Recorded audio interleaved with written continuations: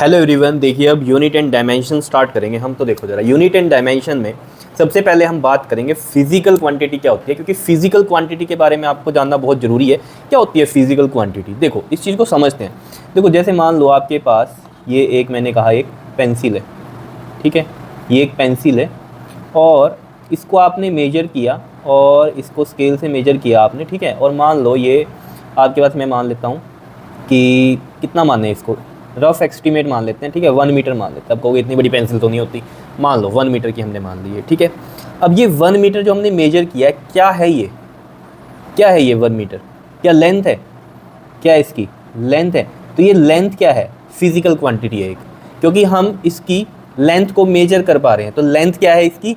Physical quantity. यानी कि physical quantities में हमारे पास बहुत सारी टर्म्स आएंगी फिजिक्स में, जिनको हम मेजर कर सकते हैं। वो क्या है? हमारी फिजिकल क्वांटिटी होंगी, ठीक है। जैसे इसमें जैसे मान लो इस तरीके से हम एक एग्जांपल लें। जैसे मान लो ये एक बॉक्स रखा है, ठीक है, और इस पर मैंने लिख दिया कि ये 1 kg का है। क्या है ये 1 kg? क्या है इसका? वेट है। बताओ, कई बच्चों को लग रहा होगा वेट है। वेट नहीं है।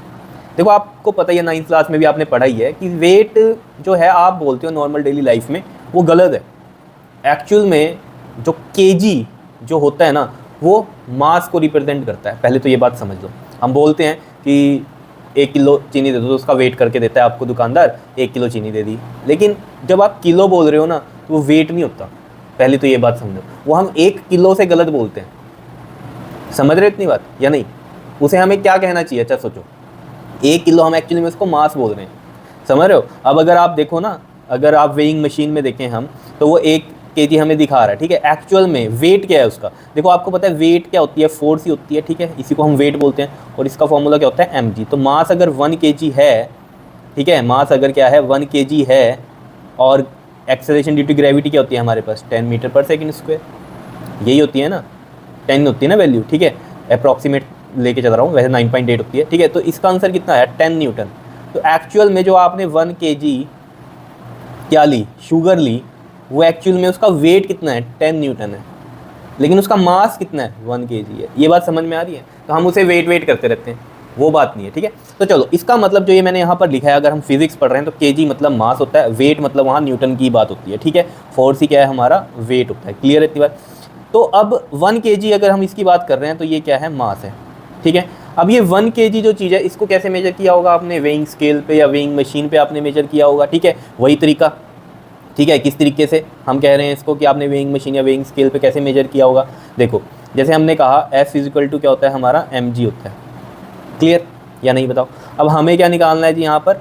मास। इसका ये जो मास है, ये हमने कैसे मेजर किया होगा? हमें इसका वेट पता चल गया कितना है, वो 10 है, ठीक है। और यहाँ पर ये g है, यानी कि ये कितना है? g कितना है? 10 है। तो वो 10 इधर जाएगा, तो ये कितना आ गया? मास 1 kg आ गया।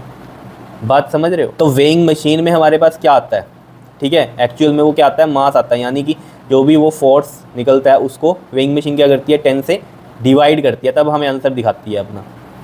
बात समझ रहे हो इतनी या नहीं? तो इसका मतलब वो एक्चुअल में क्या दिखाती है? हमें मास दिखाती है, लेकिन हम उसे क्या कहते होते हैं? वेट बोल रहे होते हैं, ठीक है। लेकिन वो kg में दिखा रही होती है। चलो जी, इतनी बात क्लियर हो गई आपको या नहीं हो गई बताओ? तो वेइंग मशीन कैसे काम करती है, ये भी समझ में आया आपके, ठीक है। वो एक्चुअली में हमें क्या बताती है?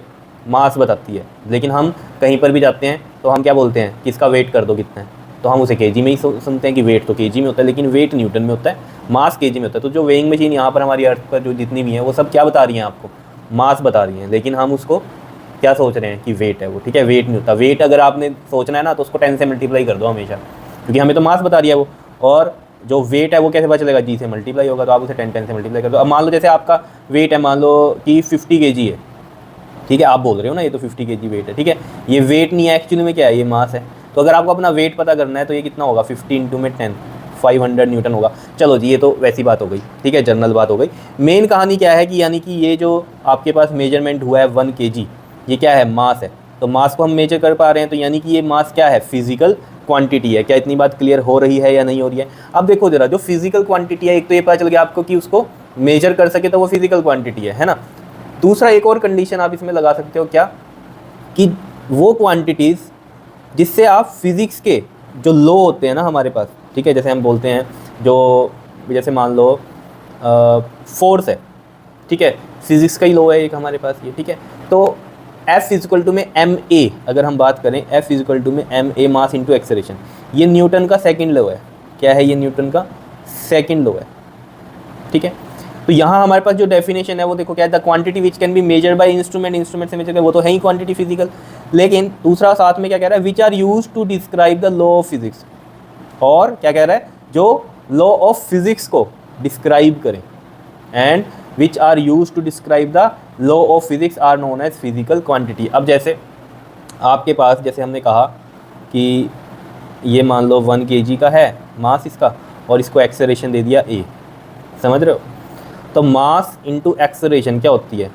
फोर्स, समझ रहे हो? तो ये न्यूटन का सेकंड लॉ हो गया, ठीक है ना। तो वो क्वांटिटीज़ जो कि यूज़ कर रहे हैं हम लॉ ऑफ फिजिक्स को डिस्क्राइब करने में, ठीक है, तो वो भी सारी क्या है हमारे पास? Physical quantity. अब जैसे इसमें मास भी फिजिकल क्वांटिटी है, एक्सेलरेशन भी फिजिकल क्वांटिटी है, और फोर्स भी हमारी क्या है? फिजिकल क्वांटिटी है, समझ रहे हो? तो इस लाइन को समझना है आपको, which are use to describe the law of physics are known as. अब F इक्वल टू ma, ये क्या है? लॉ ऑफ फिजिक्स बता रहा है, कौन सा? न्यूटन का सेकंड लॉ। तो ये टर्म्स क्या हैं हमारी, यानी कि ये फिजिकल क्वांटिटीज हैं। क्लियर है? तो ये डेफिनेशन आपको क्लियर हो गई होगी, और आपके समझ में भी आ गया होगा कि फिजिकल क्वांटिटी होती क्या है। जिनको हम मेजर कर सके वो फिजिकल क्वांटिटी हैं, और साथ में जिनसे हम जो फिजिक्स के लॉज हैं उनको डिस्क्राइब कर पाएँ, उन क्वांटिटीज़ को भी हम क्या कहते हैं? फिजिकल क्वांटिटीज़ कहते हैं। तो मैं यहाँ एग्जाम्पल में यहाँ लिख देता हूँ कि क्या क्या होता है आपके पास। जैसे मास हो गया, ठीक है, लेंथ हो गई, इन सबको आप मेजर कर सकते हो, ठीक है। और टाइम को भी आप देख सकते हो, वॉच में उससे मेजरमेंट ले सकते हो, ठीक है। टाइम हो गया। वेलोसिटी, ठीक है जी, वेलोसिटी भी मेजर कर सकते हो, ठीक है। और जैसे हमने कहा था कि ये हो गया हमारे पास, ठीक है। तो ये यानी कि क्या है? सारी फिजिकल क्वांटिटीज़ है, क्योंकि ये लॉ ऑफ फिजिक्स को डिस्क्राइब कर रही हैं, ठीक है। तो इस तरीके से हमारे पास बहुत एग्जांपल हो जाते हैं। तो जैसे ये फोर्स हो गया, मोमेंटम हो गया, ठीक है। मोमेंटम क्या होता है हमारे पास? फॉर्मूला P से हम लिखते हैं, मास इंटू वेलोसिटी होता है, ठीक है। मोमेंटम हो गया, एक्सेलरेशन हो गया, ठीक है ना, एक्सेलरेशन हो गया। ये थोड़ा थोड़ा 9th का आपको आएगा 11th में, समझ रहे हो इतनी बात? तो आपके पास जो नीट में जो कहानी चलेगी, ठीक है, वही सब मैं यहाँ आपको पढ़ाने वाला हूँ, ठीक है, जिसका आपको ज़रूरत पड़ने वाली है, ठीक है। क्लियर है इतनी बात? बेसिक से चलेंगे बिल्कुल ही, कुछ भी ऐसा नहीं होगा जो छूट जाए आपका। बताओ जी, इतनी बात क्लियर है या नहीं है? ठीक है, तो जिनको आप मेजर कर सको यही सब है। तो जैसे इसमें एक क्वांटिटी में ये लिख सकता हूँ, टेम्परेचर भी फिजिकल क्वांटिटी है। कैसे? जैसे आपको जब फीवर होता है, ठीक है, तो आप देखते हो किसमें? थर्मामीटर में। क्या मेजरमेंट आती है उसमें? टेम्परेचर मेजरमेंट आती है ना, ठीक है। तो जैसे किसी को फीवर है 102, ठीक है, तो वो किस में होता है? डिग्री फ़ारेनहाइट में होता है। इतनी बात याद रखना, किस में होता है वो? फ़ारेनहाइट में। डिग्री सेल्सियस में नहीं होता। 100 डिग्री सेल्सियस पे तो वाटर ही बॉयल हो जाता है। तो अगर आपको 100 डिग्री सेल्सियस हो जाए टेम्परेचर, या किसी और को हो जाए, तो उसका तो अंदर क्या होगा? ब्लड जो होगा पूरा, यानी कि पूरा गर्म होगा। उसमें चाय बना लो, खाना बना लो चाहे, फिर तो है ना, जिसको फीवर हो 100 डिग्री सेल्सियस। तो 100 डिग्री सेल्सियस नहीं बताता वो टेम्परेचर, देखना उसमें आप, फ़ारेनहाइट में होता है वो। किस में होता है? फ़ारेनहाइट में होता है। क्लियर? डिग्री सेल्सियस से बहुत कम होता है।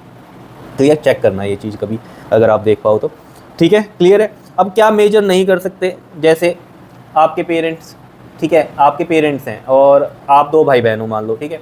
अब आपको ये लगता है कि मान लो कि आपका जो ब्रदर या सिस्टर है उससे ज़्यादा प्यार करते हैं मम्मी पापा, ठीक है, या आपके भाई बहन को ये लगता होगा कि आपसे ज़्यादा प्यार करते हैं मम्मी पापा। तो कोई मेजरमेंट थोड़ी है प्यार का, है ना, मेजर तो नहीं कर सकते इस चीज़ को, तो फिजिकल क्वांटिटी नहीं आ सकती उस चीज़ में। समझ रहे होंगे बात को, कहने का मेरा क्या मतलब है, ठीक है। अब देखो, फिजिकल जो क्वांटिटी होती है ना, इसमें 2 चीज़ें ज़रूरी होती हैं। क्या होती हैं? देखो, क्या 2 चीज़ें ज़रूरी होती हैं, वो चीज़ को समझो। देखो, जैसे मैंने अभी बोला आपको कि लेंथ एक फिजिकल क्वांटिटी है, और जैसे उसकी मेजरमेंट लिया आपने 1 मीटर की ली, ठीक है।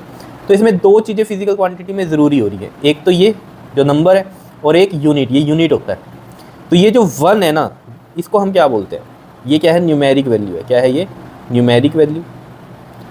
याद रहेगा, न्यूमेरिक वैल्यू है 1। और जो इसमें m है, ये मीटर है, दिस इज़ अ यूनिट, ठीक है। यूनिट क्या होता है? एक स्टैंडर्ड रेफरेंस जो हम लेकर चलते हैं, ठीक है, ताकि अब मीटर आप बोल रहे हो तो सबको पता है कि हाँ भैया लेंथ की बात है, ठीक है ना। अब आप ये तो नहीं कहोगे किसी शॉप पे जाके कि आप चीनी लेने गए और आप उसको कह रहे हो यार 2 मीटर चीनी दे दो, ऐसे तो नहीं कहोगे। आप क्या कहोगे? 2 kg चीनी दे दो। तो kg क्या है? वहाँ मास से रिलेटेड हो गई बात, ठीक है। तो वो आपको उसकी जो है मेजरमेंट करके दे देगा। बट आप चीनी को नहीं बोल सकते 2 मीटर दे दो, समझ रहे हो। तो हर एक चीज़ के लिए एक स्टैंडर्ड रेफरेंस बना दिया गया, ठीक है। और पर्टिकुलर जैसे हमने ये भी पता है कि मान लो 1 मीटर है, तो 1 मीटर कितना है, उसके लिए भी एक स्टैंडर्ड बताया गया कि भैया इतना ही 1 मीटर होगा हमेशा, तो सबको बता दिया गया कि इतने साइज़ का ही 1 मीटर होगा। 1 kg के लिए भी यही सब बता दिया गया सबको कि हाँ भैया ये 1 kg होगा। तो ये क्या है, एक स्टैंडर्ड रेफरेंस ले लिए गए यूनिट्स के। ठीक है जी, इतनी बात क्लियर है। तो फिज़िकल क्वांटिटी के लिए याद रखना 2 चीज़ें बड़ी ज़रूरी हैं, न्यूमेरिक वैल्यू और यूनिट। क्लियर है? तो मैं इसको ऐसे लिख दूँ, फिजिकल क्वांटिटी को मैं Q से लिख रहा हूँ, तो यहाँ पर मैं न्यूमेरिक वैल्यू को N से लिख रहा हूँ, और जो ये यूनिट लिया था इसको मैं U से लिख रहा हूँ। ठीक है, तो N और U, clear, is equal to constant. ये कॉन्स्टेंट होगा। कॉन्स्टेंट क्यों होगा? अब मान लो आपने ये पेंसिल ही थी, ठीक है, मान लो ये कितने उसकी थी, मान लो ये 15 सेंटीमीटर की थी। सेंटीमीटर भी पता है आपको, लेंथ का यूनिट होता है। 15 सेंटीमीटर की थी। तो अब आप जब 24 आवर्स के बाद आओगे इसे देखोगे तो ये इतनी रहेगी ना, ये चेंज थोड़ी हो जाएगी ये चीज़, तो ये कांस्टेंट रहती है ये चीज़। इस तरीके से आपको समझ में आ गया। ठीक है, तो यहाँ से मेरे पास एक कंक्लूजन क्या निकलता है कि जो न्यूमेरिक वैल्यू है वो इन्वर्सली प्रोपोर्शनल होती है यूनिट के। अब देखो ये भी नहीं कईयों को पता चल रहा होगा डायरेक्ट प्रोपोर्शनल कैसे है। देखो, जैसे आपको याद है, आपने जब ग्रेविटेशन लॉ पढ़ा था, ठीक है, यूनिवर्सल ग्रेविटेशन वाला, तो आपने देखा होगा उसमें जो फोर्स होती है वो डायरेक्टली प्रोपोर्शनल हम कहते हैं मास की होती है, m1 m2 ऐसे बोलते हैं, और फोर्स जो होती है इन्वर्सली प्रोपोर्शनल होती है r² की। देखो डायरेक्टली में सामने ही आते हैं, इन्वर्सली में नीचे आती है कोई भी चीज़ है। ठीक है, डायरेक्टली का मतलब है कि ये दोनों बढ़ेंगे तो ये भी बढ़ेगा, इन्वर्सली का मतलब क्या है कि ये बढ़ेगा तो ये घटेगा, उल्टा कहानी होती है। ठीक है, तो जब हम डायरेक्ट प्रोपोर्शनल का साइन हटाते थे ना, ठीक है, तो पहले मैं मान लो इसको कंबाइन करके लिखता था ऐसे m1 m2 और ओवर में r², डायरेक्ट प्रोपोर्शनल का साइन ही है। अब इसका डायरेक्ट प्रोपोर्शनल का जब हम साइन हटाते थे तो इक्वल टू लिख के कांस्टेंट लिखते थे। कांस्टेंट क्या लिखते थे यहाँ पर? g, याद हो आपको, ग्रेविटेशन कांस्टेंट होता था। ठीक है, इस तरीके से हमारा आंसर आता था फोर्स का।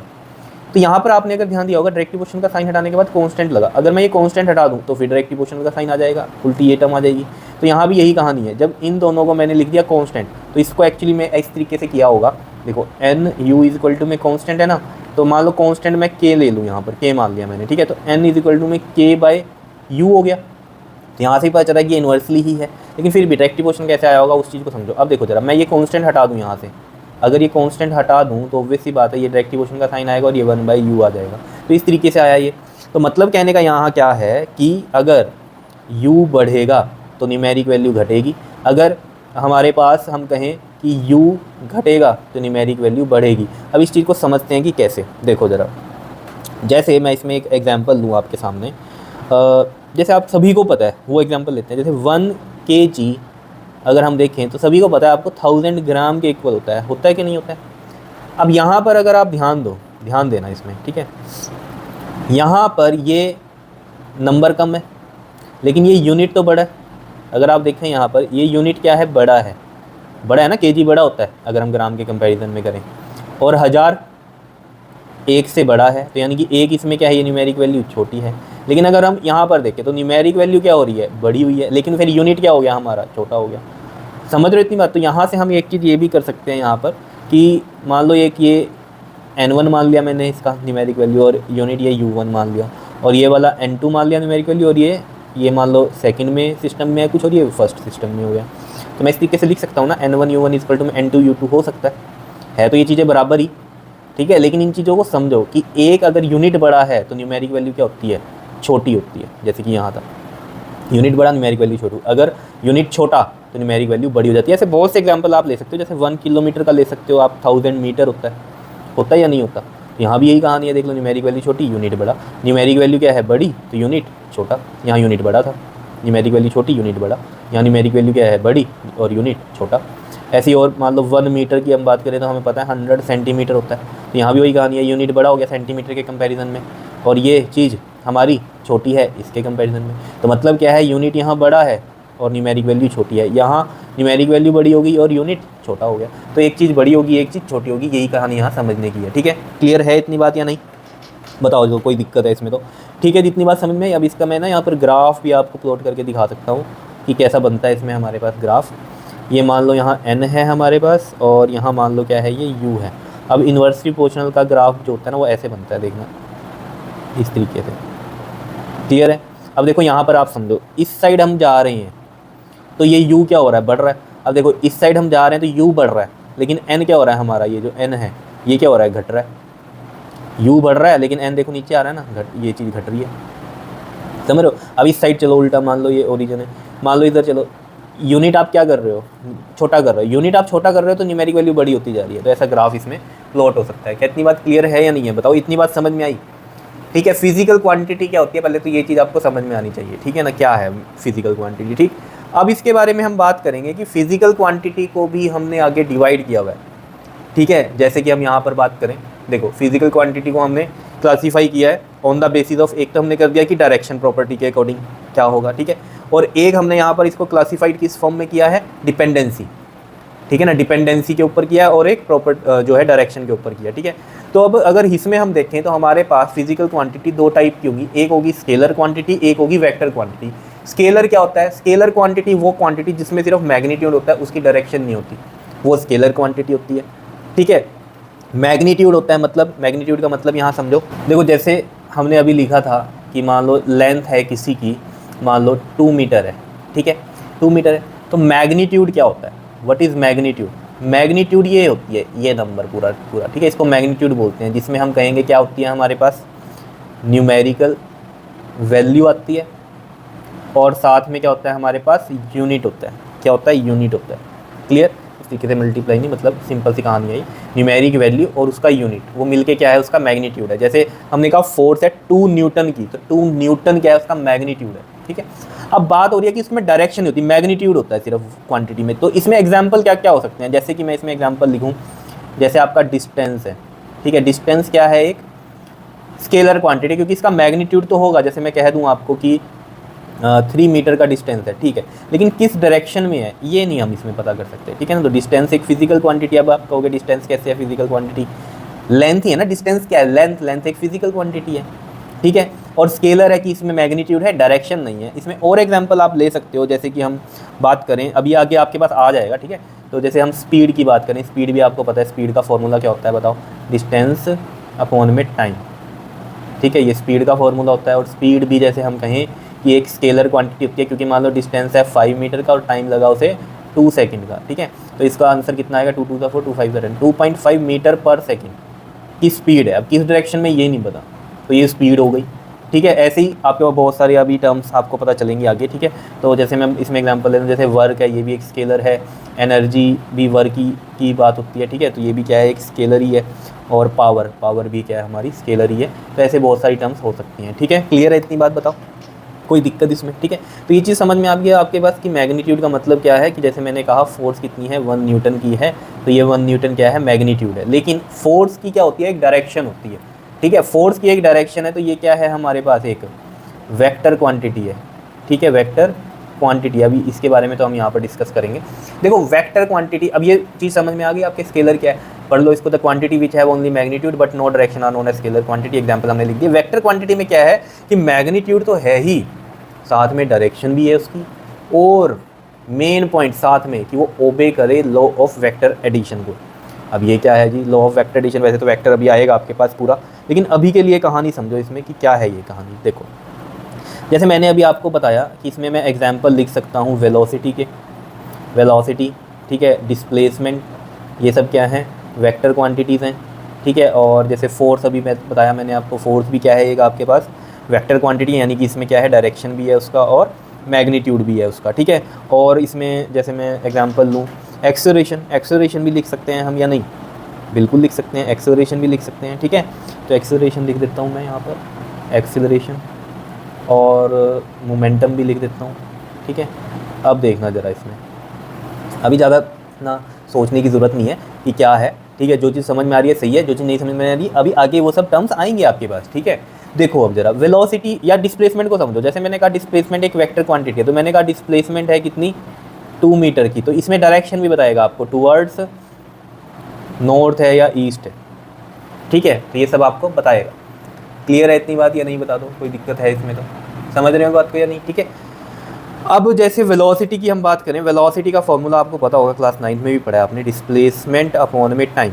तो मान लो डिस्प्लेसमेंट है 2 मीटर की और टाइम लगा उसे 1 सेकंड का, तो इसका 2 मीटर पर सेकंड, वेलोसिटी तो है ही इसकी मीटर पर सेकंड है ना, साथ में यहाँ बोलेगा वो टूवर्ड्स नॉर्थ, तो ये डायरेक्शन भी बता दी उसमें। तो ये क्या है, हमारी एक वेक्टर क्वांटिटी आ गई। तो ये सब फिजिकल क्वांटिटीज़ हैं, लेकिन इसमें हम बता रहे हैं कि स्केलर क्या है और वेक्टर क्या है। तभी तो इसका नाम था ना कि बेस्ड ऑन डायरेक्शन प्रॉपर्टी, है ना। डायरेक्शन के बेसिस पे अगर हम फिजिकल क्वांटिटीज़ को डिफ्रेंशिएट करें तो एक स्केलर होती हैं और एक वेक्टर फिजिकल क्वांटिटीज़ होती हैं। क्लियर है इतनी बात, बताओ।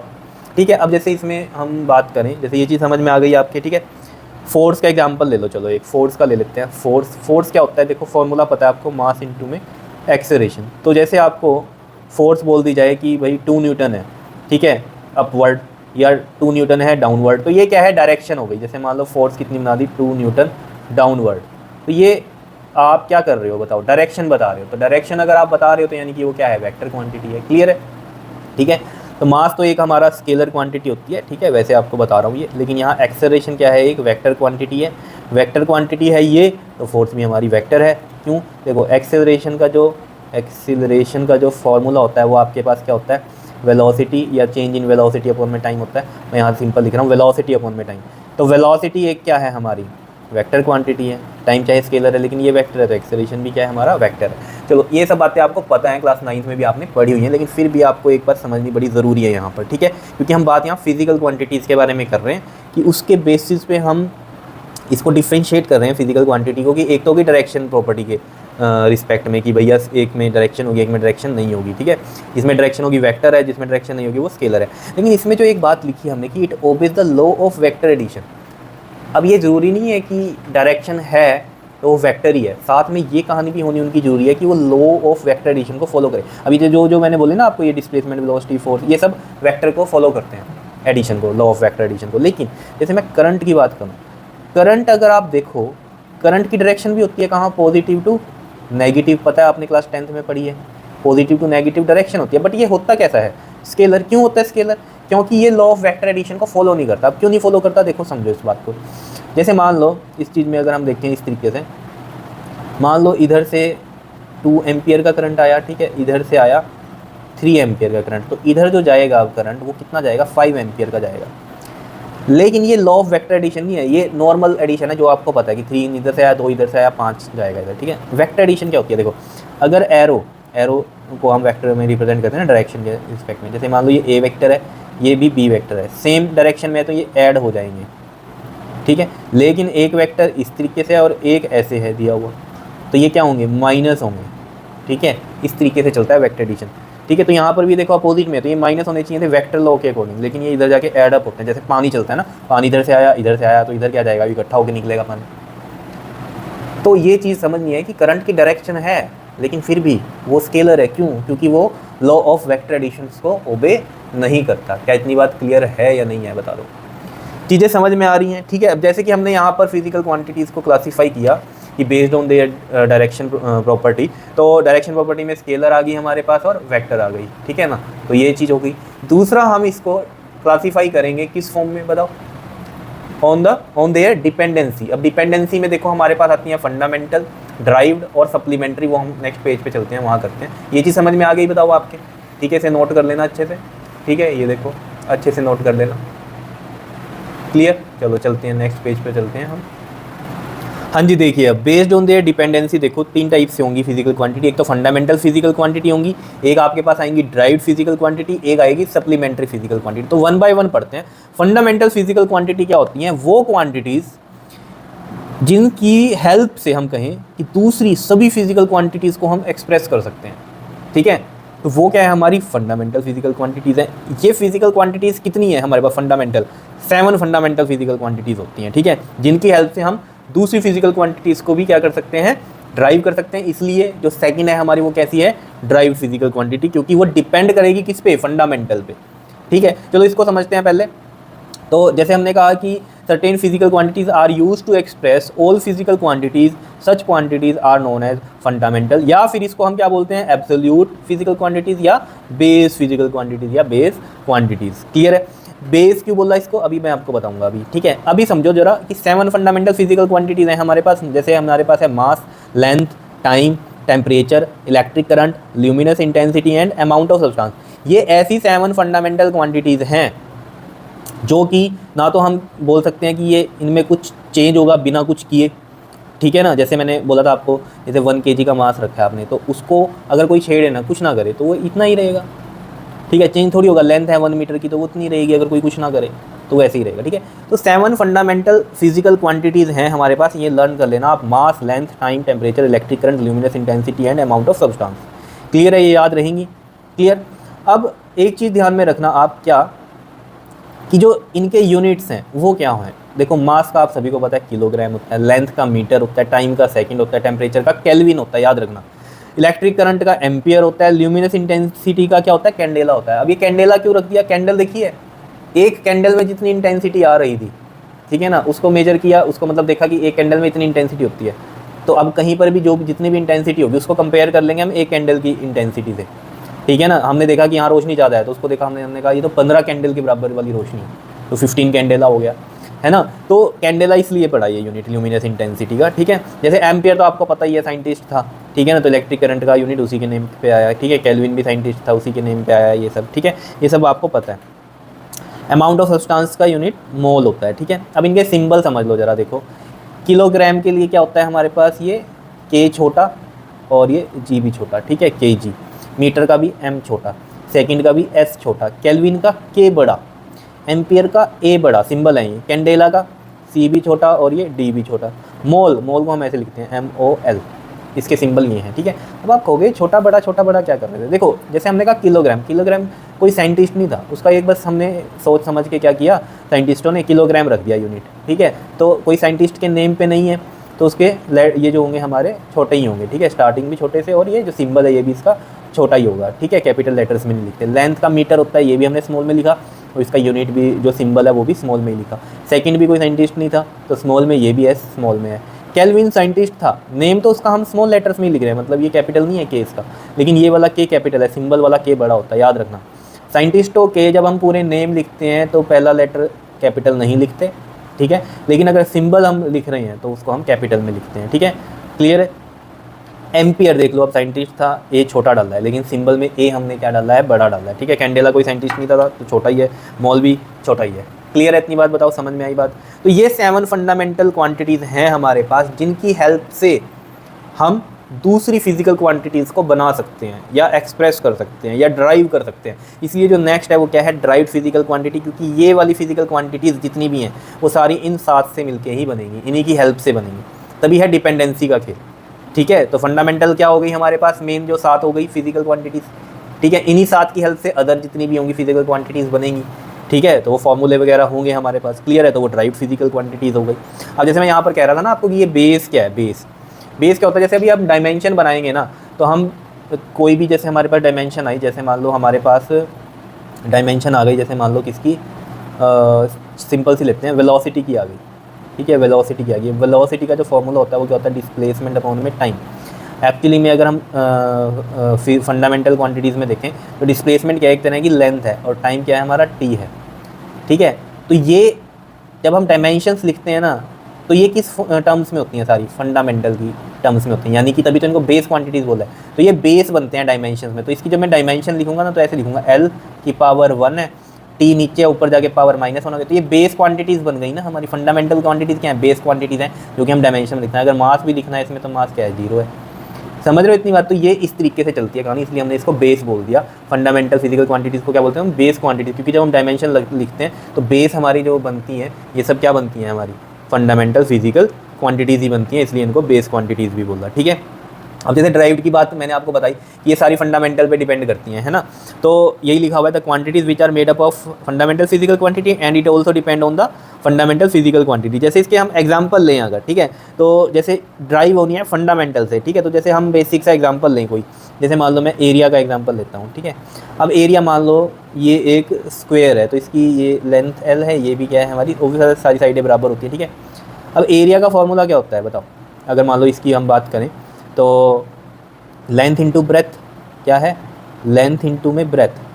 अगर आप देखो ये भी मीटर में होगी, ये भी मीटर में होगी, या ये सेंटीमीटर में होगी, ये भी सेंटीमीटर में होगी, तो होगा तो लेंथ का ही ना कहानी।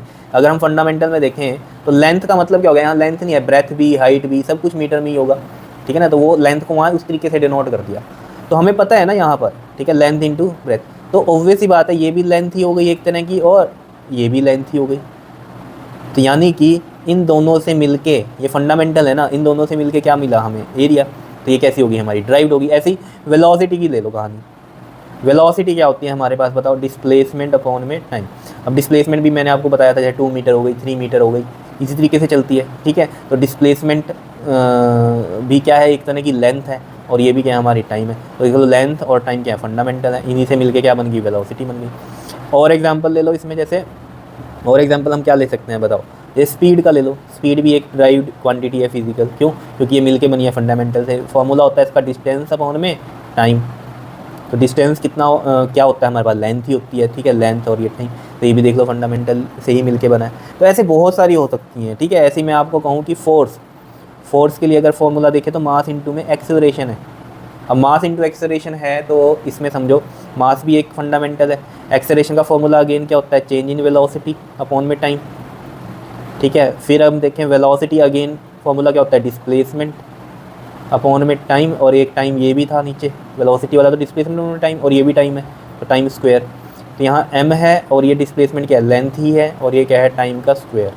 तो देख लो ये तीनों टर्म क्या है हमारी, फंडामेंटल से मिलके बनी है हमारी फोर्स, तो यानी कि ये ड्राइव फिजिकल क्वांटिटी हो गई। तो 7 ही है फंडामेंटल, इन्हीं की हेल्प से आप कोई भी फिजिकल क्वांटिटी आप ड्राइव कर सकते हो, ठीक है। अब जैसे मैं डायमेंशंस की बात कह रहा था ना, तो अगर आपको फॉर्मूले पता है किसी के, जैसे फोर्स की बात आई, तो फोर्स का अगर आपको फॉर्मूला पता है अगर आप, तो आप इसके डायमेंशंस लिख सकते हो। डायमेंशन देखो यही चीज़ है, m लिख दिया मैंने मास का, और यहाँ पर इसको जब हमने ब्रेक करते गए तो डिस्प्लेसमेंट भी लेंथ है, तो m l हो गया, और ये नीचे टाइम है t स्क्वायर। तो इसको लिखते कैसे, ऐसे m l और ये t ऊपर जाके -2 हो जाएगा, ऊपर जाके पावर माइनस में जाती है, या साइन चेंज हो जाता है ना, तो नीचे प्लस है तो ऊपर माइनस, अगर नीचे माइनस होता है ऊपर जाके प्लस हो जाता, और ये तो पावर 1 है ही। तो ये डायमेंशन होती है इनकी, बड़ी सिंपल सी कहानी है। तभी तो मैंने कहा कि फंडामेंटल को क्या बोला हमने, बेस क्वांटिटी। अब ये बेस बन गए ना, यहाँ पर देखो इन पावर्स की क्या है, ये बेस है। तो ये फंडामेंटल क्वांटिटीज ही तो हैं या नहीं, बताओ।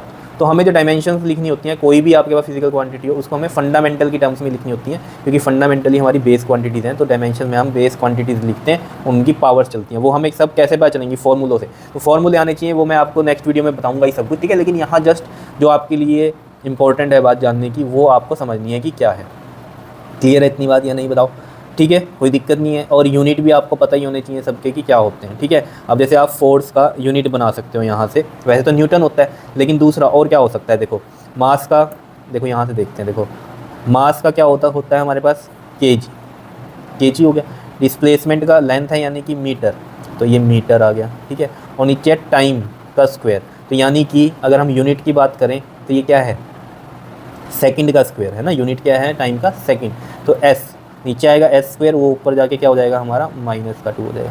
तो किलोग्राम मीटर पर second square is also the unit of force. Newton तो होता ही है, तो ऐसे भी आप यहाँ से यूनिट भी बना सकते हो। बात आओ जी, बात समझ में आ रही है या नहीं आ रही है, सिंपल सी कहानियाँ हैं, ठीक है, कर लोगे इसको। बात करते हैं हम सप्लीमेंट्री फिजिकल क्वांटिटी की। अब क्या हुआ, ये 2 क्वांटिटीज़ आई सप्लीमेंट्री में, प्लेन एंगल और सॉलिड एंगल। अब ये ड्राइव नहीं हो रही थी फंडामेंटल से, लेकिन बाद में साइंटिस्टों को पता चला, तो उन्होंने ये भी इंट्रोड्यूस कर दी कि 7 फंडामेंटल तो हैं ही, तो ये सप्लीमेंट्री भी कर लो, ये भी अलग से हैं, ये भी ड्राइव नहीं होती किसी से, है ना। जैसे 7 फंडामेंटल से तो ड्राइव हो गई बाकी सारी, लेकिन ये 2 ऐसी क्वांटिटीज़ थी जो ड्राइव नहीं हो रही थी, तो इनको भी हमने क्या ऐसे बोल देते हैं कि फंडामेंटल में ही इंक्लूड किया। लेकिन ये इसमें 7 में क्यों नहीं हमने ऐड किया, 8, 9 क्यों नहीं किया, क्योंकि ये बड़ी बाद में आई थी, ठीक है ना, इस वजह से, ठीक है। तो इनको हम अलग से मेंशन करते हैं कि सप्लीमेंट्री फिजिकल क्वांटिटीज़ भी होती हैं। तो 7 फंडामेंटल फिजिकल क्वांटिटीज़ के अलावा जो 2 सप्लीमेंट्री क्वांटिटीज़ हैं वो ये हैं, प्लेन एंगल और सॉलिड एंगल। तो सिंपल सी कहानी है, देखो प्लेन एंगल 2D में होता है और सॉलिड एंगल 3D में होता है। अब 2D क्या होता है, सिंपल सी कहानी है, जो आप टीवी में देखते हो वो सब 2D है, ठीक है। अब 3D टीवी ना हो तब की हम बात कर रहे हैं, जो नॉर्मल टीवी है और 2D होते हैं, ठीक है। जो आप नॉर्मल अपनी लाइफ में रियलिटी में सब कुछ देख पा रहे हो वो सब 3D है, ठीक है। जैसे फुटबॉल देख रहे हो आप, खेल रहा है कोई, वो क्या है, सब 3D है ना, जो नॉर्मल हम देख पा रहे हैं, ठीक है। जैसे आप 3D में, जैसे टीवी 3D आप जब देखते हो तो आप ग्लासेस भी लगाते हो आइस पे, ठीक है। और उसमें मान लो कोई फुटबॉल खेल रहा है, तो वो फुटबॉल असली में लगती है कि आप ही को लग रही है आगे, अगर सामने से आ रही है कोई चीज़। क्योंकि अगर हम देखें तो जो 2D होता है इसमें सिर्फ लेंथ और ब्रेथ होती है, लेकिन 3D में लेंथ, ब्रेथ और हाइट भी होती है। समझ रहे हो इतनी बात। जैसे ये एक स्क्वायर 2D है, लेकिन एक क्यूब अगर मैं बनाऊँ तो ये 3D है। इस तरीके से आप समझ सकते हो, ठीक है। बताओ कोई दिक्कत। अब देखो प्लेन एंगल को समझते हैं। देखो प्लेन एंगल जो होता है हमारे पास, इसको समझ रहा है। देखो ये सिंपल सी कहानी है, जैसे ये हमारे पास एक सरफेस है प्लेन, यहाँ से मान लो आपको एक रॉकेट लॉन्च करना है, ठीक है। ये क्या है, हमने बना दिया, एक रॉकेट बना दिया। अब ये इससे कितने एंगल पर होगा, ये क्या है हमारा प्लेन एंगल है, ये थीटा होता है, ठीक है। क्या है ये हमारा प्लेन एंगल है, प्लेन एंगल, नॉर्मल। ठीक है, इतनी बात ठीक है। अब इसका जो फॉर्मूला होता है ना वो क्या होता है हमारे पास, आर्क ऑफ लेंथ अपॉन में रेडियस। ये देखो ये कैसे बना फॉर्मूला, जैसे मान लो ये हमने कहा एंगल्स ये पूरे 360 होते हैं इसमें, ठीक है। जैसे मान लो ये बेस था और ये हमने रॉकेट लॉन्च किया यहाँ, इस तरीके से समझ लो, ठीक है। ये रॉकेट लॉन्च किया, अब ये है थीटा। अब देखो ये क्या होती है, arc of an length, arc of an length, और ये क्या है इसकी रेडियस। तो ये थीटा ऐसे आता है, arc of an length upon में रेडियस। क्लियर है। जो मेन बात इसमें क्या है, इसका जो यूनिट होता है, यूनिट जो होता है इसका वो क्या होता है बताओ। अब आप कहोगे लेंथ के भी मीटर मान लिया हमने, रेडियस के भी मीटर मान लिया, तो इसका तो कोई यूनिट ही नहीं हुआ। नहीं, यूनिट है इसका। यूनिट क्या है इसका, रेडियन। RAD से हम इसको लिखते हैं रेडियन, समझ रहे हो। ये इसलिए सप्लीमेंट्री है, यहाँ से पता चल रहा है कि कोई यूनिट नहीं बन रहा। लेंथ का मान लो मीटर, इसका मीटर कट गया, कुछ यूनिट नहीं बन रहा, लेकिन नहीं, यूनिट है इसका रेडियन। लेकिन हाँ, इसकी डायमेंशंस नहीं होती, डायमेंशन लेस होगा ये। डायमेंशन लेस क्यों होगा, मान लो ये भी L है और ये भी L ही है, रेडियस भी मीटर उसमें होगी, तो L, ये 0, ये 1 और ये 1, तो कट गए, तो क्या बना हमारे पास, कुछ भी नहीं आया। मतलब इसका ऐसे कर सकते हो आप, L ये पावर 1, ऊपर जाके ये -1 होगी, L की पावर 0, कुछ भी नहीं है, कोई डायमेंशन नहीं है इसकी। तो डायमेंशन लेस है बट यूनिट है इसका, याद रहेगी ये कहानी, ये इंपॉर्टेंट है बात इसमें, ठीक है। अब अगर हम बात करें इसमें सॉलिड एंगल की, तो सॉलिड एंगल सिंपल सी कहानी है वैसे। देखो 3D में होती है, ये तो आपको पता चल गया, ठीक है। जैसे आपने कोन खाया ही है, आइसक्रीम वाला कोन, ठीक है ना, तो अंदर देख रहे हो आप, ये इस तरीके से होता है ना, आइसक्रीम होती है भरी हुई, ठीक है। तो ये जो यहाँ एंगल्स बनते हैं 3D में, ये वाला जो होता है ना एंगल, ये क्या है हमारा, सॉलिड एंगल है, ठीक है। अब इसके लिए हम देखें अगर फॉर्मूला, अगर ये d थीटा है तो एरिया अपॉन में रेडियस का स्क्वायर, ये इसका फॉर्मूला बनता है। जैसे इसको और अच्छे से आप समझो, जैसे मान लो ये तो मैंने एक सर्कल बनाया था, मान लो ये एक 3D में फुटबॉल है, या ऐसे मान लो वाटरमेलन है। क्या है ये, वाटरमेलन है ये, ठीक है। क्या है यहाँ पर, ये एक वाटरमेलन है, और इसको इस तरीके से हमने यहाँ से ये बाहर निकाला। तो ये जब बाहर निकलेगा यहाँ से, अगर आप देखो तो ये इस तरीके से निकला है, कोन की शेप में, जैसे ये कोन था ना, ऐसे ही निकला है। तो ये जो एंगल है ना इसका, ये वाला जो बाहर निकला है ये, ठीक है, या ये वाला एंगल यहाँ कह लो जो खाली जगह है अब ये, ठीक है, ये हमारा सॉलिड एंगल होता है 3D में। क्लियर है इतनी बात या नहीं बताओ, ठीक है। अब इसके भी अगर हम देखें यहाँ पर जो यूनिट है वो तो हैं, लेकिन ये भी क्या है, डायमेंशन लेस है। एरिया का भी देख लो मीटर स्क्वायर होगा, और ये लेंथ है एक तरह की लेंथ का स्क्वायर, तो मीटर स्क्वायर, तो इसके डायमेंशंस तो नहीं है, डायमेंशन लेस तो है ये, डायमेंशन लेस, ठीक है। क्यों, क्योंकि ये भी क्या है हमारा DA में अगर हम देखें लेंथ और लेंथ ही आएगी, तो डायमेंशंस के बेसिस पे देखें तो हम ये L स्क्वायर बनेगा, ये तो यूनिट के बेसिस पे था, और ये भी L स्क्वायर बनेगा। अगर हम डायमेंशन बेसिस में देखें तो फंडामेंटल की फॉर्म में लिखते हैं हम, लेंथ लेंथ ना कि मीटर मीटर, ये तो यूनिट हो गया, फिजिकल क्वांटिटी की फॉर्म में लिखते हैं। तो है ही नहीं कोई डायमेंशन, कट गया ये, या 2 - 2 कर दो ऊपर, ठीक है। तो ये कट गया, तो यानी कि कोई डायमेंशन है नहीं, डायमेंशन लेस है। लेकिन देखो यूनिट भी यहाँ से तो हमें लग रहा है कि नहीं है, लेकिन यूनिट है, ठीक है। यूनिट क्या है इसका बताओ, स्टेरेडियन। क्या है, STE और फिर रेडियन लिख दो, स्टेरेडियन, ये है इसका। बताओ आया समझ में। ये था हमारे पास प्लेन एंगल, और क्या है ये हमारे पास सॉलिड एंगल, ठीक है जी, कोई दिक्कत। अब चलो एक क्वेश्चन करते हैं यहाँ पर। जैसे मान लो आपसे पूछ लिया जाए कि which of them are not physical quantity, इनमें से बताओ फिजिकल क्वांटिटी क्या नहीं है, किलोग्राम, वर्क, प्रेशर और मोमेंटम। बताओ क्या नहीं है फिजिकल क्वांटिटी, बताओ फिजिकल क्वांटिटी कौन सी नहीं है। देखो वर्क एक फिजिकल क्वांटिटी है, क्यों, क्योंकि वर्क का फॉर्मूला क्या होता है, फोर्स इंटू में डिस्प्लेसमेंट। तो फोर्स में भी क्या आता है हमारा, मास इंटू एक्सेलरेशन, और डिस्प्लेसमेंट क्या हो गई, लेंथ हो गई एक तरह की, और एक्सेलरेशन क्या है, वेलोसिटी, अभी बताया ही था मैंने आपको, वेलोसिटी अपॉन में टाइम। वेलोसिटी क्या आगे, डिस्प्लेसमेंट अपॉन में टाइम। तो ये मास इंटू में डिस्प्लेसमेंट अपॉन में टाइम का स्क्वायर हो जाता है, और साथ में ये L तो है ही, तो डिस्प्लेसमेंट भी क्या है, L है, और ये T है, ये L है। तो ये सब तो क्या है हमारी फिजिकल क्वांटिटियाँ हैं, क्योंकि ये क्या है, चाहे ये ड्राइव फिजिकल क्वांटिटी है, लेकिन है तो फिजिकल क्वांटिटी ना। ऐसे ही मोमेंटम मास इंटू वेलोसिटी होता है, प्रेशर फोर्स अपॉन में एरिया होता है, चाहे ये है ड्राइव, लेकिन है तो फिजिकल क्वांटिटी। बट किलोग्राम, आपके मन में आ रहा हो किलोग्राम तो फिजिकल क्वांटिटी है, नहीं, किलोग्राम थोड़ी है, मास फिजिकल क्वांटिटी है, उसका यूनिट किलोग्राम है। बट किलोग्राम को हम फिजिकल क्वांटिटी नहीं बोल सकते, मास को बोल सकते हैं। तो इसमें से कौन सी नहीं है, kilogram is not a physical quantity, क्योंकि ये तो यूनिट है। मास एक फिजिकल क्वांटिटी है, फंडामेंटल है फिजिकल क्वांटिटी, लेकिन उसका यूनिट किलोग्राम है, ना कि हम किलोग्राम को बोल सकते हैं कि वो फिजिकल क्वांटिटी है। क्लियर है इतनी बात, बता दो कोई दिक्कत हो तो। ठीक है जी। अब हम बात करते हैं यहाँ पर यूनिट की। तो मैंने अभी आपको बताया जैसे मास के लिए केजी होता है, लेंथ के लिए मीटर, सेंटीमीटर, ये सब होते हैं, ठीक है। तो स्टैंडर्ड जो रेफरेंस लिए गए उनको ही हमने क्या बोल दिया, unit of a particular physical quantity. जैसे लेंथ के लिए हमें पता है मीटर, सेंटीमीटर, किलोमीटर, ये सब होता है, ठीक है। मास के लिए हमें पता है केजी होता है या ग्राम होता है, ठीक है। ये सब टाइम के लिए सेकेंड होता है, ये सब आपको पता है, ठीक है। लेकिन इनमें भी है, जैसे कि हमने बोला था 1 kg 1000 ग्राम के इक्वल होता है, तो वो ग्राम अलग सिस्टम में आ गया, है ना, केजी अलग सिस्टम में आ गया, मीटर है, सेंटीमीटर है, ये सब है, ठीक है। तो इन चीज़ों को देखो, एक होता है हमारे पास MKS सिस्टम, ठीक है, एक होता है CGS सिस्टम और एक होता है FPS सिस्टम। तो M यहाँ पर क्या डिनोट करता है हमें, मीटर, K से किलोग्राम, ठीक है, और S से सेकंड।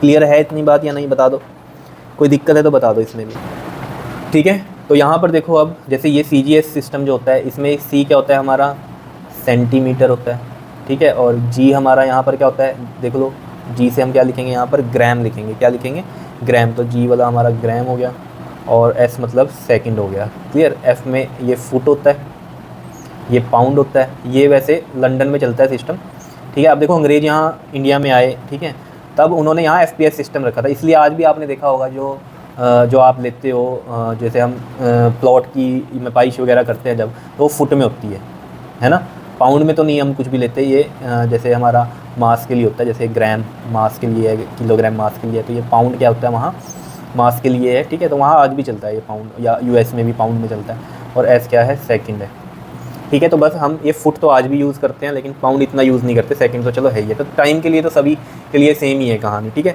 तो मैं यहाँ पर थोड़ा सा आपको समझाने की कोशिश करता हूँ कि जैसे फिजिकल क्वांटिटी ले ली हमने, मास, लेंथ और टाइम, ठीक है। तो MKS में वो क्या होगी, CGS में कैसे लिखेंगे उसको, और FPS में हम उसको कैसे लिखेंगे। तो देखो ज़रा, फंडामेंटल में मास के लिए हम MKS में क्या है हमारा, ये M मीटर, K किलोग्राम, ठीक है।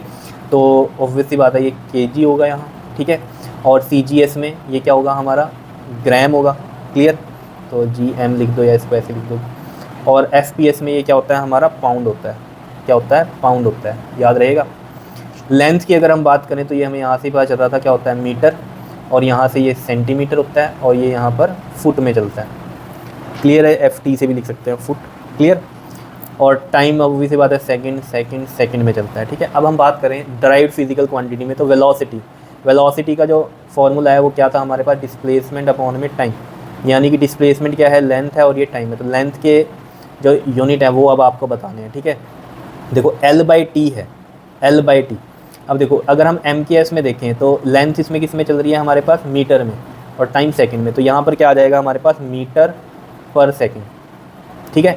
यहाँ पर क्या आ जाएगा, CGS में मीटर की जगह सेंटीमीटर आएगा और सेकंड की जगह सेकंड ही आएगा। अब यहाँ सेंटीमीटर की जगह अब देखो लेंथ यहाँ पर फुट में होती है, तो फुट पर सेकंड आ गया, क्लियर है इतनी बात या नहीं, ऐसे लिख दूँ मैं इसमें। अब अगर फोर्स की बात करें तो फोर्स के लिए मैं यहाँ पर बहुत बार आपको बताया भी है, जैसे कि ये बताया था, मास इंटू एक्सेलरेशन होता है, मास और एक्सेलरेशन फिर वेलोसिटी अपॉन में टाइम होता है, वेलोसिटी फिर डिस्प्लेसमेंट अपॉन में टाइम, और ये वाला टाइम स्क्वायर बन जाता है। तो ये बनता है MLT2 मास, और ये भी लेंथ में ही होता है, और ये टाइम का स्क्वायर।